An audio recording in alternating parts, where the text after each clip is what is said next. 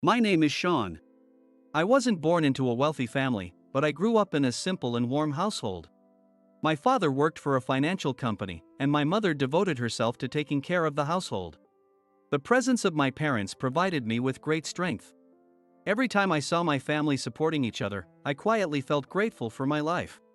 Influenced by my father, I became interested in stock trading during high school. Of course, I didn't have much capital, so I saved my part-time job earnings and started with about $3,000. Investing in stocks at that age drew some attention from those around me. For someone like me, who was only average in both studies and sports, the world of stocks was a new source of excitement. However, my classmate Luke didn't seem to be pleased with my success. I had heard that Luke's father also worked in banking, but at a large and well-known bank, unlike my dad.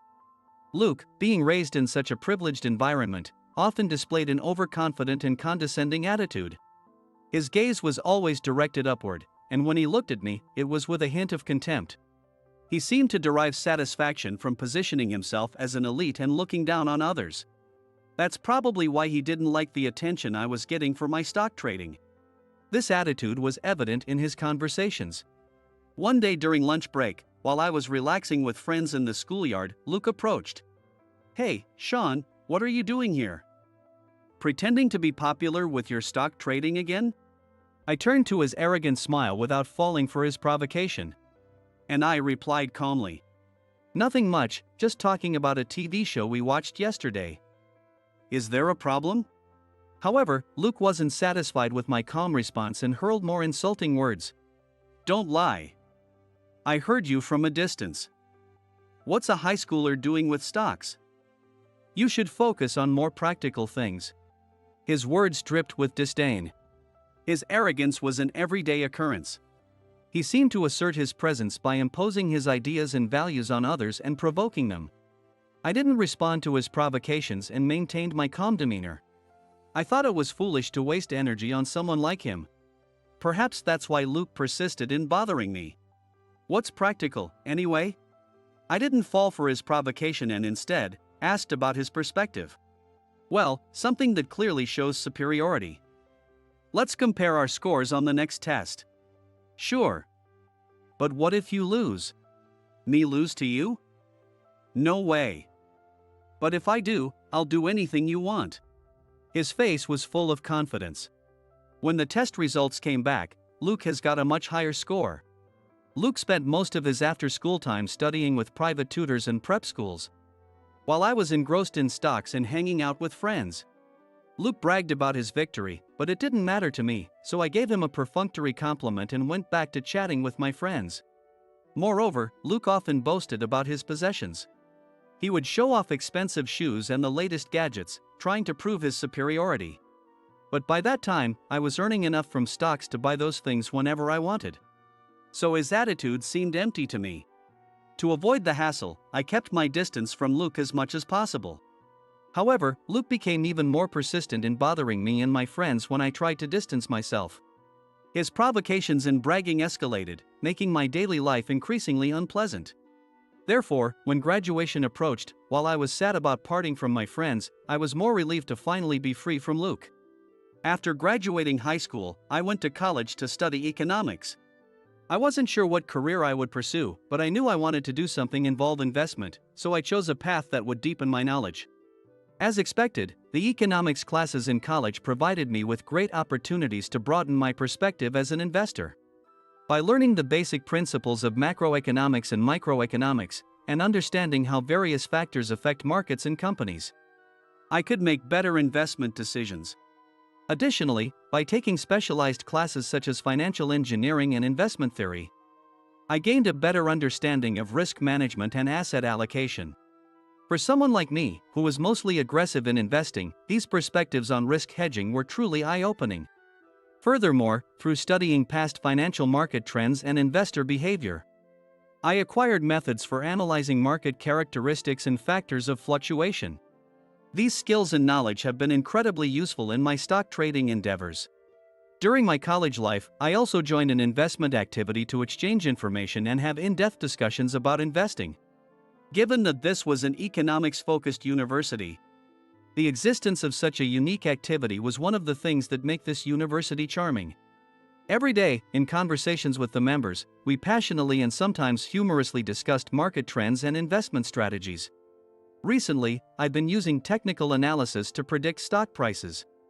Using moving averages and Bollinger Bands makes it easier to identify trend reversals, support lines, and resistance lines. One of the members would say. Another friend would respond. Sure, technical analysis is great for grasping market trends. But you can't ignore fundamentals, right? Analyzing a company's financial condition, performance, and industry trends is crucial for assessing fair value. That's why I prefer fundamentals. And I would chime in with my own opinion. Being able to have such discussions about investing was refreshing and appealing to me. That's probably why those 4 years of college flew by so quickly. However, during those college years, there was one significant event unrelated to the university. It happened at the coming-of-age ceremony. In the community where I grew up, there is an event to celebrate becoming 18-year-olds. As the day of the event approached, I prepared to celebrate with my family and friends. The coming-of-age ceremony is a milestone marking a new step forward and a special day to feel the strong bonds with family and friends. When I arrived at the venue, the glamorous ceremony began. I received congratulations with smiling faces together with friends I hadn't seen in a while, feeling a strange sense of having grown up a bit. After the ceremony, a reception was held in a nearby hotel room with friends, and I had a great time. We have so many memories, don't we? By the way, Sean, are you still into stocks? Yeah, I've been doing it since high school. Well, the amount of money I handle has changed quite a bit. Oh, really? How much are you dealing with now? Well, back then I started with a few thousands of dollars, but now on the verge of $1 million. No way.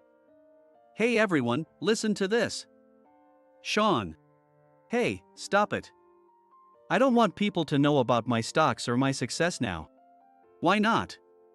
You could boast about it, and girls would flock to you. That's exactly what I hate. If people start gathering around just for the money, it's all over. I'd rather be looked down on. Man, you're still a weirdo. Then my friend Ryan started mumbling something. Suddenly, a familiar face from high school appeared. But it wasn't a pleasant memory for me. Hey, long time no see, Sean. His voice reached my ears, and I sighed internally. Luke's way of speaking still had that arrogant tone. Oh, Luke. It's been a while. I responded with minimal courtesy, feeling conflicted about this reunion. Luke had often bullied me and caused trouble during high school. Whether he remembered or not, his casual approach annoyed me. How long has it been since high school, huh? So, what are you up to now, Sean? Luke asked with a sly smile. Me? I'm going to a mediocre college and working part-time. Oh, really? Must not be making much, huh? Luke's words were dripping with sarcasm, but I stayed composed. Yeah, it's just pocket money. So, what about you, Luke? What have you been doing since graduation? Although I wasn't genuinely interested, I figured I should at least be able to make small talk now that I was officially an adult. With that in mind, I decided to ask a polite, formal question. Me? I'm a leader in the tennis team and have a girlfriend I met there. Things are going great. How about you, Sean? Do you have a girlfriend? Or should I not have asked? Just as you guessed, I don't have one. I'm just an average guy in every way. It's hard to find a girl who'd want to date someone like me. Though in reality, I've dated over 5 girls since entering college. However, telling Luke about all this wouldn't benefit me at all. You really are a pathetic guy. Maybe I'll introduce you to a girl someday. So, it's about time to think about a job, right? What are you planning to do? Well, I'm not sure. I don't really have anything I want to do, so maybe I'll just do a part-time. Ryan glared at me as if to say stop lying, but I pretended not to notice and looked at Luke. Huh, doesn't that make you feel miserable? If I were you, I'd be in despair. Well, unlike you, I've already got a job offer from a major bank. So I have nothing but hope. Wow, that's impressive. I'm really envious. Maybe one day I can get a piece of that. Anyway, see you around. With that, I ended the conversation and returned to talking with my other friends. Luke still had a smug look on his face, but his ego seemed greatly satisfied. Meeting Luke again served no meaningful purpose for me and only reinforced the fact that our relationship hadn't changed. Thus, the coming-of-age ceremony was somewhat ruined by Luke's presence. Back in college, perhaps fueled by my resentment towards Luke, I immersed myself even deeper into the world of stocks. My stock investments continued to yield steady results. Between classes and activities, I kept a close watch on market trends and identified investment opportunities. As a result, my assets grew steadily. At one point, a particular company's stock surged dramatically, leading to significant profits for me. This company had developed a new technology that garnered significant market attention. Seeing its potential, I invested in its stocks. Consequently, the stock's sharp rise led to a substantial increase in my assets. Tech stocks have been doing well lately. Sean, are there any companies you're keeping an eye on? One of the members asked me. Yeah, recently the fields of artificial intelligence and cloud computing have been booming. Specifically, there's a startup that's developed a groundbreaking technology that's having a big impact on the market. I've actually made quite a bit of profit there. As I spoke, the members listened intently. That's interesting. It shows that technological innovation is key to investing. I should have gotten in earlier, another member said. True, but you also need to be cautious of a sudden crash, I warned. Nodding in agreement, the members deepened their discussion. Those were the days spent exchanging information and sharing ideas with the investment activity members. By the time I was nearing graduation, my assets had grown to over $4 million.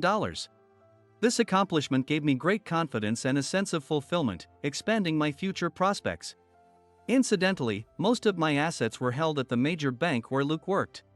Thinking about it being the bank where Luke worked gave me hesitation, but it was the most efficient for transferring funds to my brokerage accounts. So I reluctantly continued using it.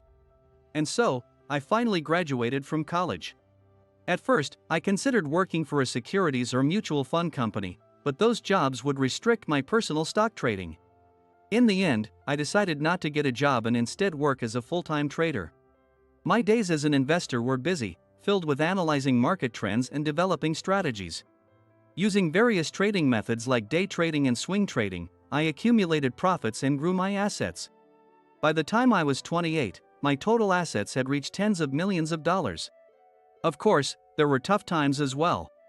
One day, a major obstacle came to my career as an investor. Due to a sudden drop in the stock price of a significant holding, I suffered massive losses, and my assets rapidly dwindled. The success I had experienced turned into a deep adversity. To recover, I conducted thorough market analyses and revised my strategies, working tirelessly every day. However, the market remained harsh, and my efforts were in vain. During those challenging days, anxiety and frustration grew within me, and I often found myself questioning everything. Nevertheless, I remained determined to overcome the adversity, never giving up and continuing to face the market. I believed that adversity provided an opportunity for growth and that it would be a valuable experience to further hone my career as an investor. Eventually, thanks to a market upturn and government support, I managed to overcome the toughest times. Not only did I recover, but my assets also reached their highest growth rate after overcoming that adversity. Living through those ups and downs, I managed to reach where I am now. While I was busy with my life as a trader, I received a letter. When I opened it, it turned out to be a wedding invitation from Luke. As I read the invitation, a swirl of complex emotions arose within me. Memories of my past conflicts with Luke came to mind, and I felt unsure if I should attend his wedding. Wondering why he would invite someone like me, I decided to consult Ryan over the phone. Hey, Luke invited me to his wedding. Did you get an invite too? No, I didn't. Why would that be? Maybe he likes you? No one treats someone they like that way. Oh, no. Maybe he wants me there as a foil to make himself look better. You're overthinking it. Just go. It's a nice gesture, and you can leave if anything happens. Yeah, you're right. It's a big occasion, and it would be rude to ignore the invitation. Nodding at Ryan's words, I still couldn't shake my uneasy feelings. The fear that my relationship with Luke might flare up again gnawed at me. On the day of the wedding, as I made my way to the venue, I felt a mix of anxiety and anticipation. Maybe Luke had matured and reflected on his past behavior. But knowing Luke, I doubted he had changed that easily. Such were my fears and expectations. As I approached the wedding, a whirlwind of emotions swirled within me. Unfortunately, my fears were correct. Luke remained as unpleasant as ever. His arrogant attitude and condescending words were unchanged, darkening my mood. At the round table for high school classmates, none of my friends were present. While the others made small talk with me out of politeness, they were all close friends with each other, leaving me feeling isolated as I nibbled on the food and sipped my drink. During the reception, Luke came over to pour drinks. As he poured for me, he gave me a cold, disdainful look and a smug smile. "Oh, it's Sean. You actually came." I couldn't believe my ears. He was the one who invited me. "What do you mean?" "I thought I was invited by you." "Yes, I wanted to introduce you to my friends." "Friends?" "Yeah, everyone here." "Hey everyone, listen up," Luke called out to the table. With a malicious tone, he continued. "This is Sean. Back in high school, he tried to act cool by investing in stocks. Funny, right? And now he's just a part-timer. He should have invested in himself instead." Luke laughed. And his friends, unsure how to react, chuckled awkwardly. Isn't it pathetic? Living like that, thinking you're great, only to be almost 30 and still going nowhere. Meanwhile, I work at a major bank and have a beautiful wife. Life's funny, huh? Make sure none of you end up like Sean. That's why I invited him. As a cautionary tale. Isn't it nice to be useful for once? Luke then smiled at me. I realized that the reason he invited me to his wedding was to humiliate me in front of his close friends. Luke's words cut deep, igniting a strong sense of anger. I wanted to shout at him and leave immediately. But knowing that Luke was the main focus today and that many people had worked hard for this event, I held back my emotions and maintained a calm facade. I smiled at Luke's unpleasant remarks, determined to endure the situation. However, my composed demeanor seemed to irritate him further. Luke stayed at our table and continued to taunt me. Have you ever had champagne like this? Don't drink it too quickly, it might not suit your taste, or did you finish your food already? You're the only one with an empty plate. If you haven't had good food in a while, don't rush. Want some of mine? Or bored without anyone to talk to? Why not check on a wedding favor? Just don't take someone else's, okay? Ignoring his provocations, I maintained my composure, silently fuming inside. I refrained from reacting to Luke's insults, focusing on staying calm for the sake of the other guests. Ha, you're really boring with no reactions at all. Fine, I'm done messing with you. Thanks for the gift, but you can leave now. Having a poor guy here is a nuisance. I had endured as much as I could, but I was reaching my limit. I couldn't take it anymore. I decided it was time to leave. Staying here wouldn't benefit anyone. Just as I was about to stand up, a man suddenly spoke to me. Hey, it's Sean, isn't it? The man was Nathan, a bank executive. Nathan worked at the bank where I had most of my funds, and we had spoken several times because of my large deposits. Nathan was knowledgeable about investments, and we enjoyed talking about economics like friends despite the age difference. Why is Nathan here? Then it hit me, Luke worked at the same bank, and Nathan was his superior, so it wasn't surprising he was here. Oh, Nathan, what a surprise to see you here. Yeah, I didn't expect to see you here either. Well, Luke works at your bank, so I guess you're here as his boss. Yes, that's right. I'm Luke's supervisor. I've been mentoring him since he joined. Plus, his fiancée also works at our bank. So I was invited due to our close ties. Wait, Nathan, you know Sean? Luke interrupted, unable to hide his surprise. Of course. We've known each other for over 5 years. But Luke, I didn't know you knew Sean. I don't recall any interactions at the bank. Luke seemed puzzled by the mention of interactions at the bank. Interactions? No, we aren't work acquaintances. We were high school classmates, but he's just a loser doing part-time jobs now. So why do you know him, Nathan? Nathan's expression grew stern upon hearing Luke's words. With a stronger tone, he questioned Luke. Sean, a part-timer? What are you talking about, and what's with your disrespectful tone? Nathan's forehead furrowed deeply. Luke looked alarmed under Nathan's sharp gaze. But he really is a useless guy. He used to pretend to be an investor in high school, but now he's just a part-timer. Isn't that pathetic? I have no idea what you're talking about. Sean is a full-time investor. He has most of his assets with our bank and is one of our valued clients. The amount is significant enough that if he withdrew his funds, it would impact our bank's liquidity. Do you understand that, Luke? Luke's eyes widened in shock, his voice trembling as he answered Nathan. No way, that can't be true, but... At this point, there was no way to keep it hidden. Although I preferred not to publicize my wealth, I needed to set things straight. Also, reaching my limit, I decided to teach Luke a lesson. Sorry, Luke, but it's true. I've been lying about being a part-timer. I'm actually a full-time investor and make a decent living. I've even been interviewed by magazines as an investor. Haven't you seen any of them? No way, you were lying to me too. I get it, this is a prank to surprise me, right? Wow, you got me good. Luke said, forcing a nervous laugh as he looked at Nathan. But Nathan's expression only grew more severe. It's not a prank.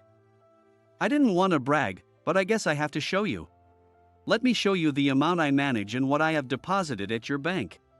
I pulled out my phone, opened the app, and showed Luke my asset balance. Luke's eyes widened even more, and he began to tremble. His face turned pale, starkly contrasting with his tuxedo. Wait, what? How can this be? It seems you've misunderstood a lot. Sean is much more successful than you think. But even without knowing all this, your attitude towards him has been intolerable. What other inappropriate things have you done? Luke seemed to recall all the ways he had mistreated me. Muttering incoherently, he struggled to form words. Judging by your reaction, it seems you have. Do you realize how embarrassing your behavior has been? Sean is a diligent and successful investor. Do you understand now? In a barely audible voice, Luke replied. Yes. I'm deeply sorry. If you truly feel that way, apologize to Sean right now. Otherwise, you and the bank might suffer significant consequences. Under Nathan's stern words, Luke stammered an apology. Sean, I apologize for my rudeness. Please, about the withdrawal of funds, Don't worry, Luke. I've been trading stocks for a long time. Controlling my emotions isn't that hard for me. And you were right. The food and drinks at the wedding were great. Hearing this, Luke looked at me with relief. But you need to reconsider your behavior from now on. You should curb that inflated ego of yours. Or you might end up losing things that are truly important, like valuable clients at your workplace. My words, firm and cautionary, left Luke nodding meekly. He then moved to pour drinks at other tables. His expression was somber, a far cry from the joy one would expect from the groom on his wedding day. Honestly, I can't believe Luke treated you like a part-timer. Well, I did tell him that, so it's understandable he believed it, I replied. Maybe, but it shows a lack of discernment. He joined the bank through his parents' connections. And I've always noticed his lack of depth in judgment. Looks like you will need to whip him into shape. Yes, I think some time at a regional branch for training might be in order. That might be a good idea. We both laughed. We then continued to share drinks and engaged in lively discussions about the current economic situation and future growth companies in America. It became clear to me that I thrived in conversations centered around investments. With this realization, I spent the remaining time at the wedding in good spirits. Though I was invited to the after-party, I declined and decided to take a taxi home. On the way back, the nightscape visible through the taxi window brought a sense of calm to my heart. The view from the window seemed to reflect my inner thoughts. The various emotions stirred up by my encounter with Luke were still vivid. As the city lights flickered and the stars quietly shone, I found myself pondering my life. I realized I was already 28. My classmates were starting to get married. Since college, it's not like I have not been interested in women. I had dated and had relationships like everyone else. But my mind was always preoccupied with stock investments. Stocks are more capricious and unpredictable than any woman. However, the more I engaged with them, the more they rewarded me with gentle smiles. That's why I was so obsessed with stocks. But my parents were getting older, and their hair was turning white. My dad, who used to get excited talking about stocks, now often asked when I would have kids. I realized that getting married and having children was something I should consider. But first, I needed to find a girlfriend. The road ahead seemed long. I chuckled quietly to myself at the thought. The nighttime tranquility outside the taxi warmly enveloped my heart. With a mix of anticipation and a bit of anxiety, I resolved to continue walking down the path towards my future.